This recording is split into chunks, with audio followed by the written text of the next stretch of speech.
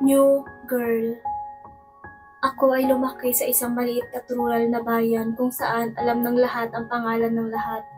Wala pang 70 estudyante ang nasa high school, freshman class, at halos lahat sila ay kilala ko na mula pa noong preschool. Ang mga kabataan sa bayan ng La Vernia, Texas ay maaring lumahok sa sports o di kaya ay mag-alaga ng hayop para ipakita sa lokal na 4-H stock show. At ako ang aking kapatid ay parehas na ginawa ang dalawang ito.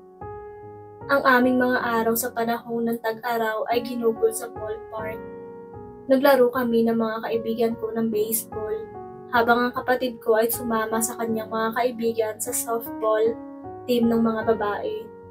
Ang tag-araw bago ang aking taon sa sophomore, dumating ako sa ballpark para panuurin ang aking kapatid na babae na nagsasanay.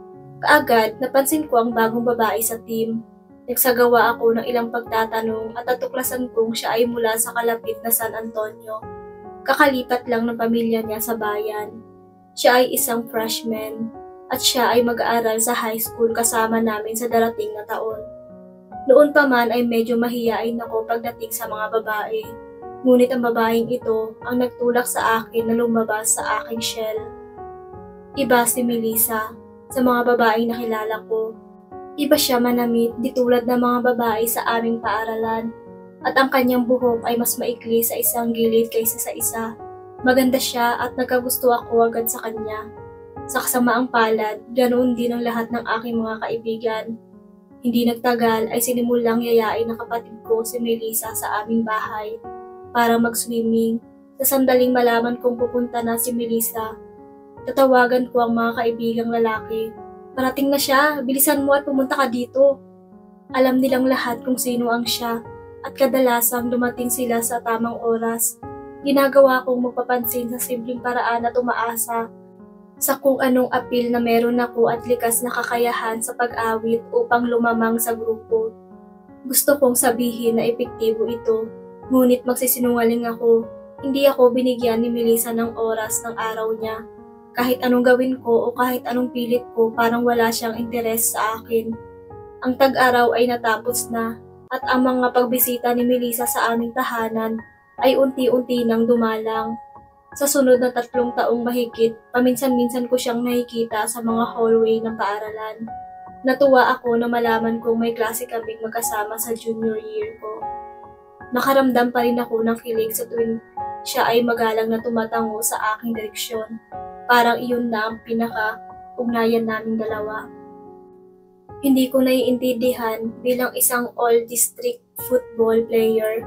Naging kilala ako kahit na nakuha ko ang titulong most friendly. Sa pamamagitan ng boto ng aking senior class, si Melissa ay nakatayo kasama ng karamihan at pinapanood ako habang kinukurunahang prom king, pero parang hindi pa rin siya humahanga. At kagaya niyan, naubusan na ako ng oras. Natapos ako, iniwan ang babaeng gusto ko sa high school upang simulan ang aking sariling senior year. Sumali ako sa workforce, tinanggap ang trabaho sa lungsod at habang hindi ko na nakikita si Melissa, hindi ko pa rin siya nakakalimutan.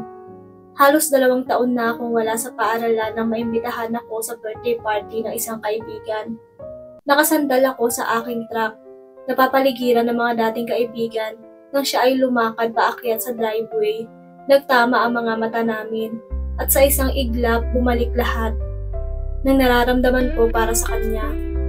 Naglakad si Melissa sa gitna ng mga tao papunta sa akin. "Joey," sabi niya habang niyakap niya ako. "Ang tagal na nating di nagkikita." Maganda pa rin siya. Parang natutunaw ang iba habang nakatayo kami doon na nag-uusap. Malayang dumaloy ang usapan. Habang papalapit ang pagtatapos ng gabi, alam kong ito ang sandali ng katotohanan. Tumingala ako sa kalagitan sa gabi para kaunting katiyakan.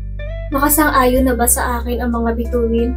Nagkaroon ako ng seryosong pagkagusto sa babaeng ito sa loob ng 5 taon. Tumatakbo ang isip ko.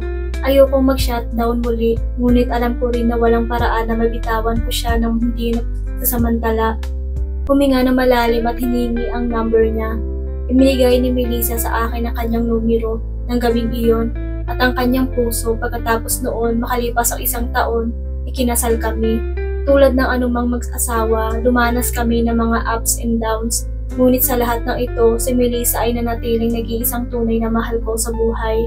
Natutuwa akong isang tabi ko ang aking takot at kawalan ng kapanatagan at nakipagsapalaran sa mga nakaraang taon. Ang babaeng iyon na hindi magbibigay sa akin ng oras ng araw ay ibinigay sa akin araw-araw sa nakalipas sa 25 taon at hinahangaan ko pa rin siya.